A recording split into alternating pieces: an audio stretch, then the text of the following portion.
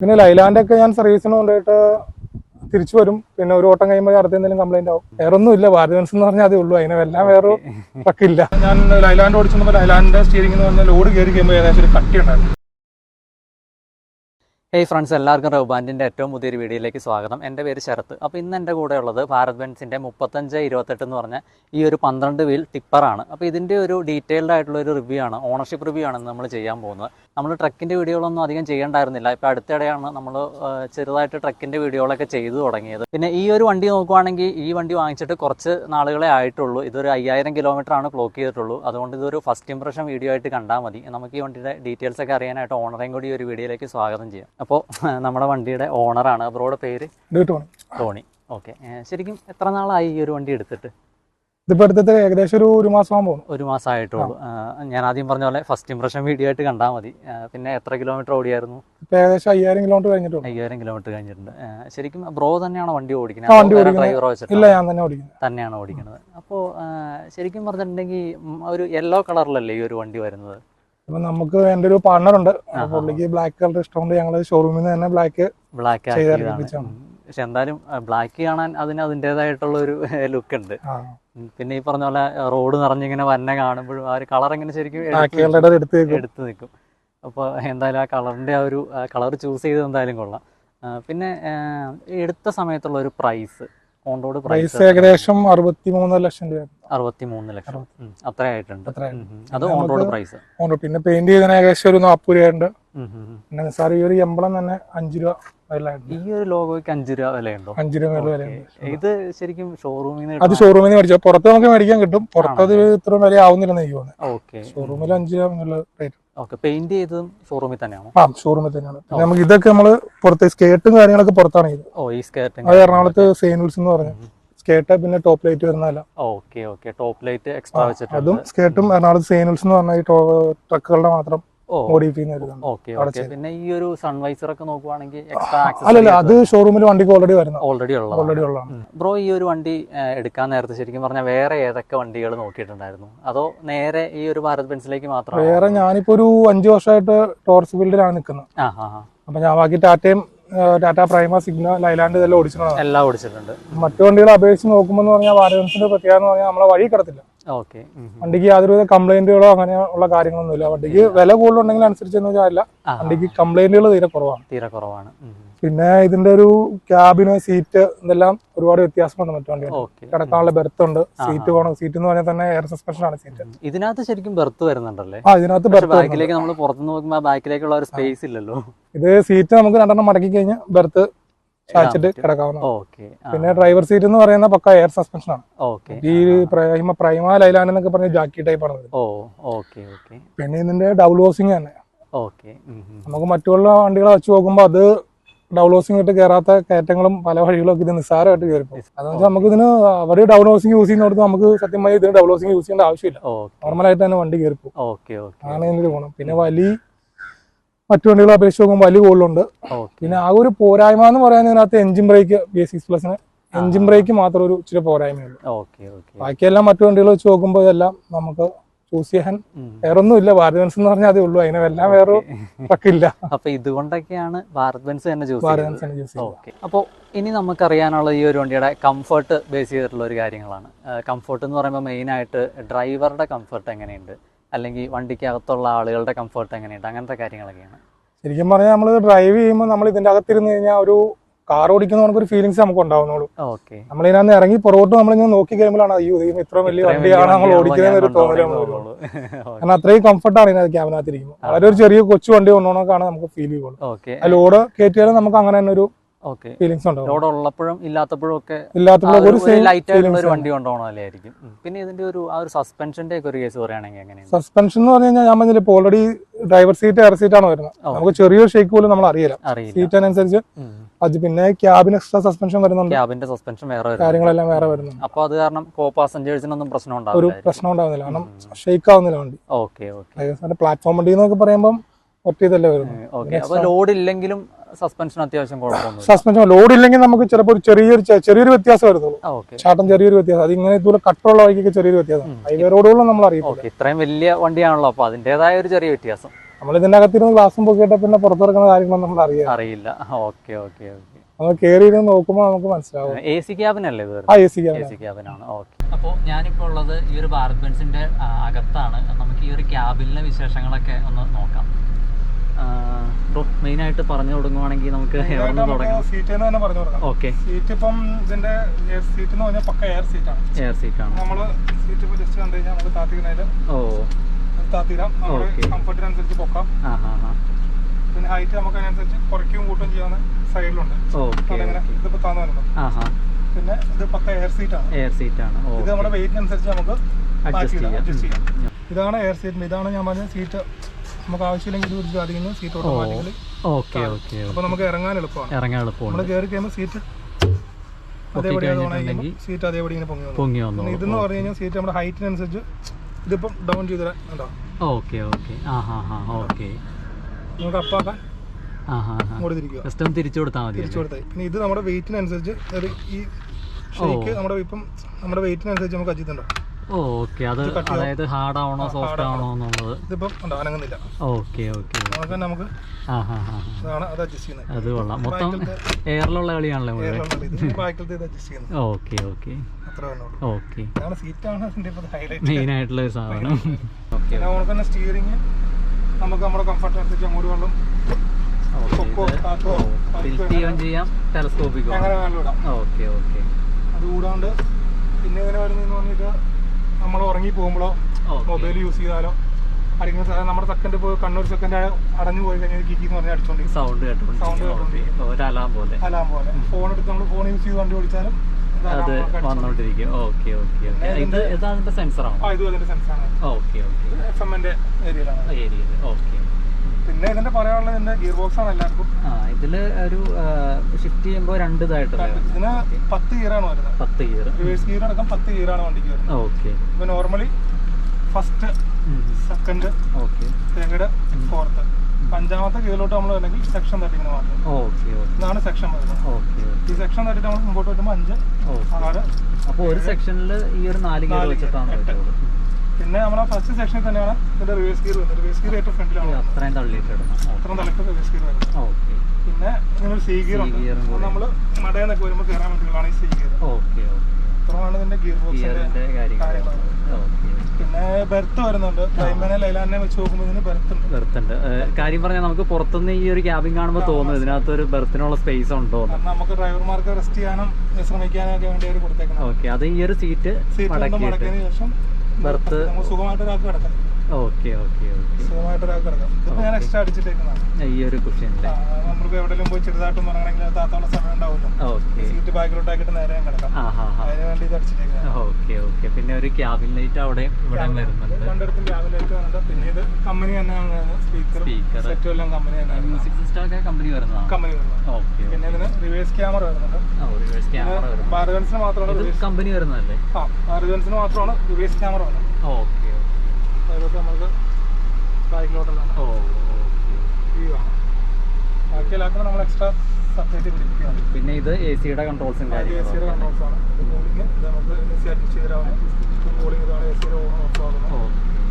പിന്നെ എഞ്ചിൻ ബ്രേക്കിന്റെ കാര്യങ്ങളൊക്കെ എവിടെയാണ്? പിന്നെ എഞ്ചിൻ ബ്രേക്ക് വരുന്നത് നമുക്ക് ഈ ലിവറിലാണ് വരുന്നത്. BS6-ന് സാധാരണ ഇവിടെ സ്വിച്ച് ആയിരുന്നു വരുന്നത്. അപ്പോൾ ഈ 6+ വന്നപ്പം ഈ ഒരു ലിവർ മാത്രം വരുന്നത്. പിന്നെ ഇതാണ് ഇതിന്റെ ഡിപ്പിന്റെ സ്വിച്ച് വരുന്നത്. പെട്ടി വെക്കാനുള്ള സ്വിച്ച്. ഇതാണ് ഇതിന്റെ ഡബിൾ ഓസിന്റെ സ്വിച്ച് വരുന്നത്. ഇത് 2 സെക്ഷനാണ്. ഒന്ന് ഫസ്റ്റ് ലോക്കും പിന്നെ 4 വീൽ ഒന്നിച്ച് പഠിക്കുന്നത് 2 സെക്ഷനായിട്ടാണ്. പിന്നെ ഇത് മീറ്റർ കൺട്രോളൊക്കെയാണ് ഇതിൽ വരുന്നത്.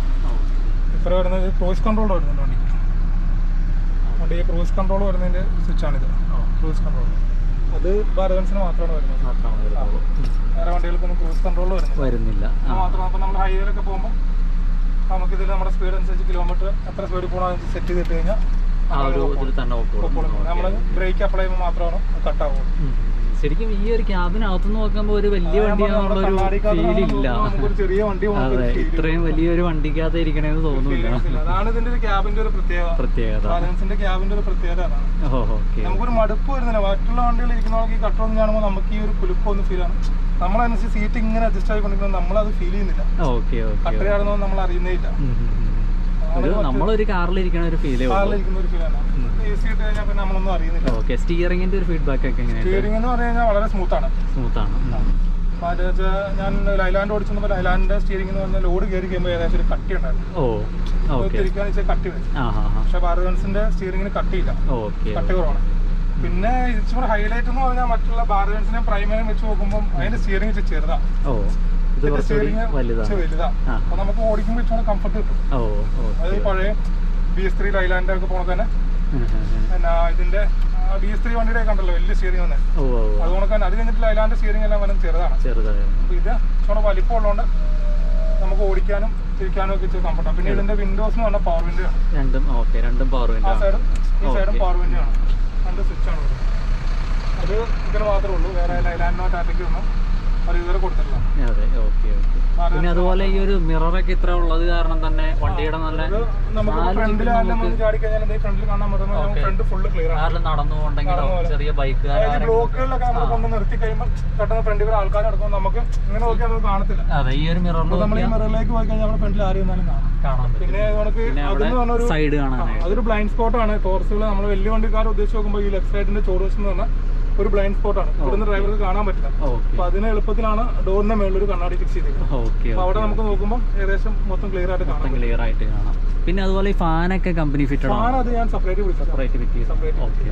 ഫാൻ AC ഉള്ളതുകൊണ്ട് വണ്ടിക്ക് ഓൾറെഡി ഫാൻ കൊടുക്കേണ്ട ആവശ്യമില്ല.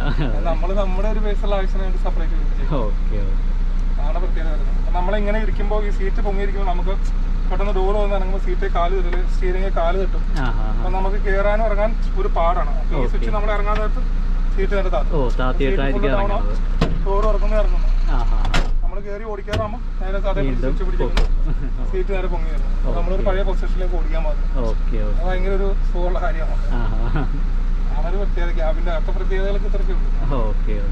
നമുക്ക് എന്തായാലും ഇതിന്റെ ഒരു ടിപ്പ് വെക്കണത് എങ്ങനെയാണെന്നും കൂടി ഒന്ന് കണ്ടു നോക്കാം. ടിപ്പ് നോക്കണേ, ഇവിടെ ഒരു സ്വിച്ച് ഓൺ ആക്കണം. ഓക്കെ, അത് നമ്മൾ ഡിപ്പ് നോക്കാൻ വേണ്ടി ഇവിടെ ഡിപ്പിൻ്റെ ഒരു സ്വിച്ച് ഉണ്ട്, അത് ഓണാക്കുക. എന്നിട്ട് നമ്മൾ ഈ ഒരു ലിവറിലാണ് ലോക്കാക്കി വെച്ചാൽ മാത്രമേ. എന്നിട്ട് ക്ലച്ചാണ് കാലെടുക്കണം. എന്നിട്ട് ബാക്കി ക്ലച്ചിലാണ് ക്ലച്ചിൻ്റെ കാലെടുക്കണം. അപ്പോൾ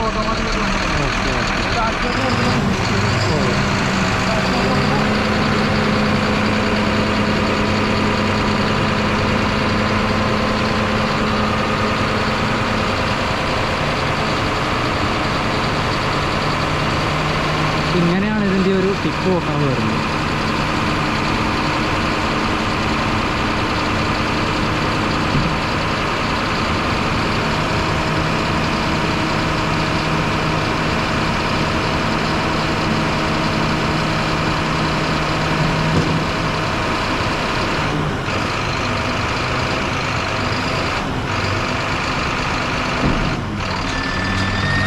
ഇതിപ്പം നിലവിൽ നമുക്കിപ്പോൾ എന്തെങ്കിലും ഇലക്ട്രിക് വർക്കോ അല്ലെങ്കിൽ വെൽഡിംഗ് വർക്കോ കിടക്കുമ്പോൾ സാധാരണ വണ്ടിയുടെ ബോക്സ് ഊരി ബാറ്ററി ഫുൾ ഊരി വരണം. എന്ന് പറഞ്ഞു കഴിഞ്ഞാൽ നമുക്ക് അതിൻ്റെ ആവശ്യമൊന്നുമില്ല. ഇപ്പോൾ ബാറ്ററി നേരെ കട്ട് ഓഫ് ആയി. ഓക്കെ, അതായത് ബാറ്ററി ഡിസ്കണക്ട് ചെയ്യണതിന് പകരം ഇതിൽ തിരിച്ചാൽ മതി.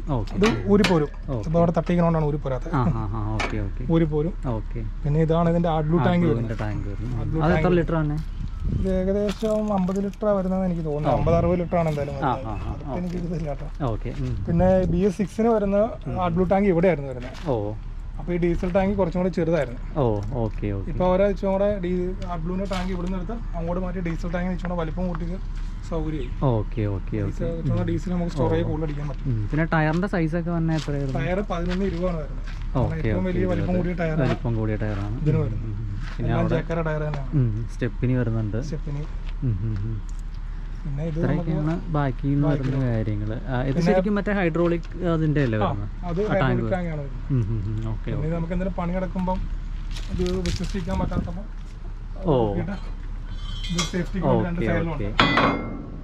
സേഫ്റ്റിക്ക് വേണ്ടി കൊടുക്കാനുള്ള. ഓക്കെ, രണ്ട് സൈഡിലും വരുന്നുണ്ടല്ലോ. ഓക്കെ, റിവേഴ്സ് ക്യാമറ ബാക്കിൽ എന്ന് പറഞ്ഞാൽ പ്രത്യേകിച്ച് reverse camera, balance rod. Camera എവിടെയായിട്ടാണ്? ബാലൻസ് റാഡ് ഇതെല്ലാം വരുന്നത്. ഇതൊക്കെയാണ് ബാക്കിൽ വരുന്ന കാര്യങ്ങൾ. പിന്നെ നിങ്ങൾ ശരിക്കും ഈ ടിപ്പറിൻ്റെ കേസിൽ ലോഡ് എടുക്കണത് എങ്ങനെയാണ്? അതായത് നമ്മൾ ഇപ്പോൾ നാഷണൽ പെർമിറ്റ് വണ്ടിയോ പ്ലാറ്റ്ഫോം വണ്ടിയൊക്കെ ആണെങ്കിൽ ശരിക്കും ലോഡ് എടുക്കുന്നത് ബ്രോക്കർ ഓഫീസ് വഴിയൊക്കെ ആയിരിക്കുമല്ലോ കൂടുതലും എടുക്കുന്നത്. അല്ലെങ്കിൽ ഏതെങ്കിലും ഒരു കമ്പനിക്ക് വേണ്ടിയിട്ടൊക്കെ ആയിരിക്കും ഓടണേ. അപ്പോൾ ഈ ഒരു ടിപ്പറിന്റെ കേസിലേക്ക് വരുമ്പോൾ അതെങ്ങനെയാണ്? ടിപ്പറിന്റെ കേസിലേക്ക് പറഞ്ഞാൽ നമ്മൾ കൂടുതലായി അതിനകത്ത് കല്ല് മെറ്റീരിയൽസ് ആണ് യൂസ് ചെയ്യുന്നത്. മെയിനായിട്ട് മൈനിങ് ഫീൽഡുകളായി. മൈനിങ് ഫീൽഡുകൾ. അപ്പം കല്ലെന്ന് പറഞ്ഞു കഴിഞ്ഞാൽ നമ്മൾ പാലക്കാട് തമിഴ്നാട് ഏരിയയിൽ നിന്നാണ് കൂടുതൽ എടുക്കുന്നത്. ഓക്കെ. അപ്പൊ അത് ഈ പെരുമ്പാവൂർ സൈഡുകളിലേക്ക് ആലുവ സൈഡിൽ ഒരുപാട് ക്രഷറുകളുണ്ട്. അപ്പൊ അവർക്ക് മടയില്ലാതെ ക്രഷറുകൾ മാത്രമുണ്ട്. അപ്പൊ അവർക്ക് കല്ലുകൾ എത്തിച്ചു കൊടുക്കും. അപ്പൊ നമ്മളത് കിലോമീറ്ററിന് ഇത്ര വാടക നിശ്ചയിച്ച് കിലോമീറ്റർ വാടകയ്ക്ക് അവർക്ക് കൊണ്ട് സപ്ലൈ ചെയ്യും. പിന്നെ എറണാകുളം ആലപ്പുഴ സൈഡിലേക്ക് യാർഡുകളുണ്ട്, അവർക്ക് മെറ്റീരിയൽ സപ്ലൈ ചെയ്യും. നമ്മൾ ഇവിടെ നിന്നുള്ള ക്രഷറുകളിൽ നിന്ന് എടുക്കും, ഇല്ലെ പാലക്കാട് ക്രഷറുകളിൽ നിന്ന് എടുക്കും. ഇതേ രീതി തന്നെ കിലോമീറ്റർ വാടകൾക്ക് അനുസരിച്ച് അവർക്ക് അവിടെ കൊണ്ടേ കുത്തിക്കൊടുക്കും. ഇതപ്പോ എങ്ങനെയാ ഡെയിലി നിങ്ങൾക്ക് ഓട്ടം ഉണ്ടാവുമോ അതോ? ഡെയിലി ഓട്ടം ഉണ്ടാവും. നമുക്കിത് മഴക്കാലം ആയി കഴിഞ്ഞ് കഴിഞ്ഞാൽ കുറച്ച് ഷോർട്ടേ ഉണ്ടാവുള്ളൂ. അപ്പം പണികളൊന്നും നടക്കുന്നില്ല, കൺസ്ട്രക്ഷൻ ഒന്നും നടക്കുന്നില്ല. ആ സമയത്ത് നമുക്ക് കുറച്ച് ഒരു മാസമൊക്കെ കുറച്ച് ഓട്ടം ഡിമായിരിക്കും. ഓട്ടം ഉണ്ടാവും. എല്ലാ സമയങ്ങളിലും എപ്പോഴും ഉണ്ടാവും. ഓക്കെ. പിന്നെ ഒരു വണ്ടിയുടെ ഒരു പെർഫോമൻസിന്റെ ഒക്കെ ഒരു കേസ് ചോദിച്ചാൽ, മീൻസ് പവർ അതുപോലത്തെ കാര്യങ്ങളൊക്കെ ചോദിച്ചു കഴിഞ്ഞിട്ടുണ്ടെങ്കിൽ എങ്ങനെയാണ്? പവർ എന്ന് പറഞ്ഞാൽ ഞാൻ ഇതിനു മുമ്പ് യൂസ് ചെയ്തുകൊണ്ടിരുന്ന ലൈലാൻഡ് ആയിരുന്നു അവതാറ്. അപ്പൊ അതിനെ വെച്ച് നോക്കുമ്പോൾ അത് 4 സിലിണ്ടർ ആയിരുന്നു, ഇത് വരുന്നത് 6 സിലിണ്ടർ ആണ്. അപ്പൊ നമുക്ക് അത് തന്നെ ആ ഒരു ഓടിക്കുമ്പോൾ തന്നെ നമുക്ക് ആ ഒരു പവർ വ്യത്യാസം അറിയാൻ പറ്റുന്നുണ്ട്. കാരണം വണ്ടി ഒരു കയറ്റം കയറുമ്പോഴും ഒരു എന്താ പറയാ, നമുക്ക് ബാലൻസ് എന്ന് പറയുമ്പോൾ നമ്മളൊരു കയറ്റം ഇപ്പോൾ വലിയ മുട്ടി വരുവാണെങ്കിൽ നമ്മളിപ്പോ ഒരു അടുത്ത ഗിയർ ഡൗൺ ചെയ്ത് കൊടുക്കുമ്പോൾ വണ്ടിയുടെ മൂവിങ് നമുക്ക് കറക്റ്റ് അറിയാൻ പറ്റും. പക്ഷെ ലൈലാൻഡിനെ സംബന്ധിച്ച് ലൈലാൻഡ് പയ്യെ ഒന്നും കൂടെ പയ്യെ കയറും. ഇത് കുതിര ചാടുന്നവർക്ക് ബാലൻസ് ഒക്കെ ചാടി കയറും. അതാണ് ബാലൻസിന്റെ പ്രത്യേകത. ഓക്കെ. അപ്പൊ ഇപ്പൊ കയറ്റത്തിൽ നിന്ന് വലിക്കാനുള്ള ഒരു ഇതൊക്കെ നോക്കി കഴിഞ്ഞാൽ ലൈലാൻഡിനേക്കാൾ ബെറ്റർ ആണ്. ഓക്കെ. പ്രൈമ ഓടിച്ചിട്ടുണ്ടോ? പ്രൈമയ്ക്ക് ഇതിലും കൂടുതൽ വലിയ വരുന്നുണ്ട്. പ്രൈമയ്ക്ക് ഇപ്പൊ ഇറങ്ങിയ പുതിയ പ്രൈമയ്ക്ക് ഇതിലും കൂടുതൽ പവർ വരുന്നുണ്ട്. കാരണം 35-30 വരുന്നത്. ഓക്കെ. പിന്നെ അതിന് സ്വിച്ച് ആണ് വരുന്നത്. നോർമൽ, മീഡിയം, ഹാർഡ് എന്ന് പറഞ്ഞാൽ 3 ടൈപ്പ് സ്വിച്ച് വരുന്നത്. സ്വിച്ച് അതായത് ഡ്രൈവിംഗ് മോഡാണ്. നമ്മൾ നിരപ്പുള്ള വഴി കയറ്റം അങ്ങനെ വരുമ്പോൾ മാറിയിട്ട് ഓടിക്കണം. അപ്പൊ ഇതിനേക്കാളും കുറച്ച് മൈലേജ് വ്യത്യാസം അതിന് വരുന്നുണ്ട്. പിന്നെ പുതിയ പ്രൈമ എന്ന് പറഞ്ഞാൽ ഇപ്പം പുതിയ പ്രൈമ ഇറങ്ങിയിട്ട് ഒത്തിരി ആയില്ല. അത് ഒരു വണ്ടികളും തന്നെ 1,00,000 കിലോമീറ്റർ മേലോടി കണ്ടിട്ടില്ല. കാരണം ടാറ്റയുടെ വണ്ടികൾക്കെല്ലാം ഒരു 1,00,000 കിലോമീറ്റർ മേളിൽ ഓടിക്കഴിയുമ്പോഴത്തേനും കംപ്ലൈന്റുകൾ തുടങ്ങും. അതിന്റെ റിസൾട്ട് എങ്ങനെയാണെന്നൊന്നും അറിഞ്ഞിട്ടില്ല. പിന്നെ വിത്ത് ലോഡ് വിത്തൗട്ട് ലോഡ് ഈ ഒരു 2 കേസിൽ ഇതിന്റെ ഒരു പെർഫോമൻസ് പറയുകയാണെങ്കിൽ എങ്ങനെയുണ്ട്? നമുക്ക് എന്താ പറയുന്നത്, ഇപ്പം വിത്ത് ലോഡ് വിത്തൗട്ട് നമുക്ക് ഓടിക്കുമ്പോൾ അത്ര വലിയ അങ്ങനെ അറിയാനുള്ള ഫീലിങ്സ് ഇല്ല. വണ്ടി മൂവിങ് ഒരു രീതി തന്നെ ഏകദേശം നമുക്ക് തോന്നുന്നു. കാരണം കാലിവണ്ടി ആണെങ്കിലും നമുക്ക് ഈ പറഞ്ഞ വലിയ വ്യത്യാസം ഫീൽ ചെയ്യുന്നില്ല. ഇതിന്റെ ഒരു പ്രത്യേകത എന്ന് പറഞ്ഞാൽ നമുക്ക് കാറൊക്കെ വലിക്കുന്നവർക്ക് പെട്ടെന്ന് വണ്ടി മൂവ് ആയി പോകും. ലൈലാൻഡ് അങ്ങനെ ലോഡില് ഈ മടയിലൊക്കെ കുത്ത് കയറ്റത്തിൽ നിന്നൊക്കെ എടുക്കുമ്പോഴോ അങ്ങനത്തെ എന്തെങ്കിലുമൊക്കെ കുത്ത് കയറ്റത്തിൽ ഒരു വീഡിയോ ഇട്ടപ്പോൾ അതിന്റെ അടിയിൽ കുറച്ച് പേര് ഇങ്ങനെ കമന്റ് ചെയ്ത് കണ്ടു, ഭാരത് ബെൻസ് വലിയ കയറ്റത്തിൽ നിർത്തിയിട്ട് എടുക്കുമ്പോഴൊക്കെ കുറച്ച് ബുദ്ധിമുട്ടുണ്ടെന്നുള്ള രീതിയിൽ. അതിപ്പോ ഏത് വണ്ടിയാണെങ്കിലും ടോറസുകൾ ഏത് വണ്ടിയാണെങ്കിലും നമ്മളൊരു കുത്തു കയറ്റത്തിൽ വണ്ടി നിന്ന് പോയി കഴിഞ്ഞാൽ അവിടെ നിന്ന് എടുക്കുമെന്ന് പറഞ്ഞാൽ പാടാണ്. കാരണം 10-60 ടൺ ലോഡ് ഇരിക്കുക. അപ്പൊ നമ്മൾ ഏത് വണ്ടിയാണെങ്കിലും നമ്മൾ ഗിയർ കയറ്റം കാണുമ്പോൾ നമ്മൾ ഗിയർ അഡ്വാൻസ് ചെയ്ത് കയറി വരണം. കാരണം നമ്മൾ അവിടെ ഇട്ട് പിടിപ്പിക്കാന്ന് പറഞ്ഞാൽ വെറുതെ ക്ലച്ച് കരിച്ച് കളയാന്നുള്ളൂ. നമ്മൾ മടയിൽ നിന്ന് കയറുവാന്ന് പറഞ്ഞാൽ സി ഗിയർ ഉണ്ട്, ഹൈ ഗിയർ ആണ് ഏറ്റവും കൂടുതൽ പവർ കൂടുതൽ കയറി. അപ്പൊ അത് നമ്മൾ അഡ്വാൻസ് ചെയ്ത് വിട്ടുകൊടുത്ത പയ്യെ വണ്ടിയും കയറി പോകും. നടന്നു കയറണമെങ്കിൽ വണ്ടി പയ്യയും കയറി പോകും. നമ്മൾ ഈ കയറ്റത്തില് ഇപ്പൊ നമ്മള് സി എ കയറേണ്ട ഗിയറാണ് വന്ന് മേളിൽ ചെന്നിട്ട് വലിയ മുട്ടിയിട്ട് അടുത്ത് ഗിയർ അടിക്കാൻ നോക്കുമ്പോഴാണ് വണ്ടി പതിയുന്നത്. ഏത് വണ്ടിയാണെങ്കിലും. അപ്പോൾ വലിയുടെ കാര്യത്തിലൊന്നും വേറെ പ്രശ്നങ്ങളൊന്നും വലിയുടെ കാര്യത്തിലൊന്നും ബാലൻസിനൊന്നും മാറ്റി നിർത്താൻ പറ്റുന്നില്ല. ഇനിയിപ്പോൾ നമുക്ക് അറിയാനുള്ള ഒരു കാര്യം സർവീസിന്റെ ആണ്. പക്ഷെ ഇതിന്റെ സർവീസ് ഒന്നും കഴിഞ്ഞിട്ടില്ല, സർവീസ് ഒന്നും ആയിട്ടില്ല. ഏകദേശം 125 മണിക്കൂർ ആയിട്ടുള്ള വണ്ടി. ഏകദേശം ഫസ്റ്റ് സർവീസ് വരുന്ന ഒരു 750 മണിക്കൂറാണ്. 750 മണിക്കൂറാണ്. ശരിക്കും കിലോമീറ്ററിന്റെ കാര്യമൊന്നും അപ്പോൾ അവർ പറയാനുള്ളത് സർവീസിന്റെ കേസിൽ?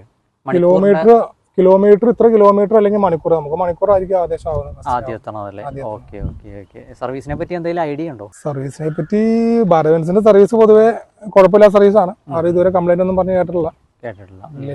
ഓക്കെ. ഇതിന് മുമ്പ് ഉപയോഗിച്ച വണ്ടികളൊക്കെ സർവീസിന് കൊണ്ടുപോയിട്ടുണ്ടോ? പിന്നെ ലൈലാൻഡ് ഒക്കെ ഞാൻ സർവീസിന് കൊണ്ടുപോയിട്ട് തിരിച്ചു വരും. പിന്നെ ഒരു ഓട്ടം കഴിയുമ്പോൾ അടുത്ത എന്തെങ്കിലും കംപ്ലൈന്റ് ആവും, തിരിച്ചു കൊണ്ട് കൊടുക്കും. ലൈലാൻഡ് ടാറ്റയൊക്കെ വെച്ച് കമ്പയർ ചെയ്തിട്ട് പറയുകയാണെങ്കിൽ ലൈലാൻഡ് ഞാൻ ഓടിച്ചിരുന്ന ഫ്രഷ് വണ്ടിയായിരുന്നു. അതെടുത്ത് 1 വർഷത്തിനുള്ളിൽ ഞാൻ ഏകദേശം ഒരു 50 നേരത്തിന് ഷോറൂമിൽ കയറി ഇറങ്ങിയിട്ടുണ്ടാവും. കംപ്ലൈന്റ് കൂടുതലായിട്ട് അത് ഇതെല്ലാം പോയി. എന്നെ സംബന്ധിച്ച് എനിക്ക് ഇതുവരെ വണ്ടി ഷോറൂമിൽ ഇറക്കിയിട്ട് ഇതുവരെ ഷോറൂമിൽ പോകേണ്ട ആവശ്യം വന്നിട്ടില്ല. അപ്പോൾ സർവീസിന്റെ കാര്യം നമുക്ക് പറയാറായിട്ടില്ല. വണ്ടി കുറച്ചുകൂടെ ഓടിക്കഴിയുമ്പോൾ നമ്മൾ ഇനി റിവ്യൂ ചെയ്യുമ്പോൾ എന്തായാലും പറയാം. ഓക്കെ. ഇപ്പോൾ അടുത്തത് നമുക്കറിയാനുള്ളത് മൈലേജിന്റെ കാര്യമാണ്. അപ്പോൾ ഒരു കൊമേഴ്ഷ്യൽ വെഹിക്കിൾ എന്ന് പറയുമ്പോഴത്തേക്കും മൈലേജ് ആയിരിക്കും അതിൽ ഇമ്പോർട്ടൻ്റ് ആയിട്ടുള്ള ഒരു ഘടകം. അപ്പോൾ മൈലേജിന്റെ കാര്യം എന്താ പറയാനുള്ളത്? മൈലേജ് ഇപ്പം നമുക്ക് ഫസ്റ്റ് സർവീസ് കഴിഞ്ഞാലാണ് കറക്റ്റ് ആയിട്ടുള്ള മൈലേജ് പറയാൻ പറ്റുള്ളൂ. പിന്നെ ഏകദേശം ഇപ്പൊ എനിക്ക് പാലക്കാട് പോയിട്ട് വന്നിട്ട് ഒരു 3 കിലോമീറ്റർ അടുത്ത് മൈലേജ് കാണിക്കുന്നുണ്ട്. അത് ലോഡില് ലോഡും പുറത്തും അങ്ങോട്ടും ഇങ്ങോട്ടും കൂടെ 3 കിലോമീറ്റർ. അപ്പൊ അത് കുഴപ്പമില്ലാത്തൊരു മൈലേജാണ് ഞാൻ നോക്കിയിട്ട്. 12 വീല് ഇത്രയും വലിയൊരു വണ്ടി വെച്ച് ഭാരം വെച്ച് വരുമ്പോൾ കുഴപ്പമില്ലാത്തൊരു മൈലേജാണ്. ലോഡ് ഇല്ലാത്തപ്പോൾ മാത്രമായിട്ട് മൈലേജ് നോക്കിയിട്ട് നമുക്ക് കാലിക്ക് ഏകദേശം അങ്ങോട്ട് പോകുമ്പോൾ ഒരു 4.8 4.9 അത്രയൊക്കെ. Okay okay. അപ്പോൾ ഒരു അങ്ങോട്ടും ഇങ്ങോട്ടും കൂടെ ഉള്ള ഒരു ആവറേജ് മൈലേജാണ് 3 കിലോമീറ്റർ. പിന്നെ AC ഇട്ട് ഓടുമ്പോഴൊക്കെ മൈലേജിൽ എന്തെങ്കിലും വ്യത്യാസം തോന്നാം? AC ഇട്ട് ഓടുമ്പോൾ വ്യത്യാസമില്ല. ഞാൻ നോക്കിയിട്ട് മറ്റു വണ്ടികൾ വെച്ച് നോക്കുമ്പോൾ ഇത് ഭാരത് ബെൻസിന്റെ പ്രത്യേകത നമ്മൾ സ്റ്റാർട്ടിങ്ങിൽ ഇപ്പം നിർത്തി AC ഇട്ടിരുന്ന നമ്മളൊരു 12 മണിക്കൂർ കടന്നാൽ ഏകദേശം ഒരു 6 ലിറ്റർ ഡീസൽ ചെലവ് വരുന്നുള്ളൂ. 12 മണിക്കൂർ കടന്നാൽ. ലൈലാൻഡിനെയൊക്കെ സംബന്ധിച്ച് നോക്കുമ്പോൾ ലൈലാൻഡിന്റെ കേസിലെ കംപ്രസർ വർക്കാകുമ്പോൾ RPM കയറുന്നുണ്ട്. ഡീസൽ കുറച്ചുകൂടി കൂടുതൽ ചെലവ് വരുന്നുണ്ട്, വലിക്കുന്നുണ്ടല്ലേ. Okay okay. അപ്പോൾ നമ്മള് ഒരു ഫുൾ നൈറ്റ് രാത്രി AC ഇട്ട് ഉറങ്ങിയെന്ന് ഓർത്തും പ്രശ്നമൊന്നുമില്ല, വലിയ പ്രശ്നം വരുന്നില്ല. ഡീസൽ വളരെ കുറച്ച് വലിക്കുന്നുള്ളൂ. അപ്പോൾ ഇനി നമുക്കറിയാനുള്ളത് ഇതിന്റെ നെഗറ്റീവ്സ് ആണ്. ഈ ഒരു 5000 കിലോമീറ്റർ ഓടിയെന്ന് എന്തെങ്കിലുമൊക്കെ കിട്ടിയായിരുന്നു? നെഗറ്റീവ്സ് ആയിട്ട് എനിക്ക് പറയാനുള്ളത് ഇതിന്റെ എഞ്ചിൻ ബ്രേക്ക് മാത്രമേ ഉള്ളൂ. എഞ്ചിൻ ബ്രേക്കിന് അത്ര പിടുത്തം പോരാ. അത് വേറെ വണ്ടീനെ കമ്പയർ നോക്കുമ്പോൾ എഞ്ചിൻ ബ്രേക്കിന് അത്ര പിടുത്തം പോരാ. എഞ്ചിൻ ബ്രേക്ക് ഉണ്ട് പറയാം. എഞ്ചിൻ ബ്രേക്കിന് ഒട്ടും പിടുത്തം കുറവാണ്. ഓക്കെ. അപ്പൊ അത് മാത്രമാണ് ഒരു നെഗറ്റീവ് പറയാനുള്ളത്. ഓക്കെ. അപ്പൊ ഇനി അവസാനമായിട്ട് അറിയാനുള്ളത്, ബ്രോ ഈ വണ്ടി എടുത്ത് ഇത്ര ഉപയോഗിച്ചിട്ട് അതിൽ നിന്ന് സാറ്റിസ്ഫൈഡ് ആണോ എന്നുള്ളതാണ്. എനിക്ക് ഇതിനു മുമ്പ് ഉപയോഗിച്ചുകൊണ്ടുന്ന വണ്ടികൾ വെച്ച് നോക്കുമ്പോൾ ഞാൻ 100% സാറ്റിസ്ഫൈഡ് ആണ്. വേറെ ഏതെങ്കിലും വണ്ടി എടുത്താൽ മതിയായിരുന്നു എന്നൊരു തോന്നുന്നു? ഒരിക്കലും ഇല്ല. ഇനിയിപ്പോ ഞാൻ എടുക്കുവാണെങ്കിൽ തന്നെ ഒരു ഭാരത് ബെൻസ് മാത്രമേ ചൂസ് ചെയ്യുള്ളൂ. Okay okay. അപ്പോൾ ഇത്രയൊക്കെയാണ് ഇന്നത്തെ ഈ ഒരു ഭാരത് ബെൻസിന്റെ വീഡിയോയിൽ ബ്രോയ്ക്ക് നമ്മുടെ അടുത്ത് പറയാനുള്ളത്. ഇതുപോലെ വേറെ വീഡിയോ ആയിട്ട് നമുക്കിനി വീണ്ടും കാണാം. അതുവരേക്കും ഗുഡ് ബൈ.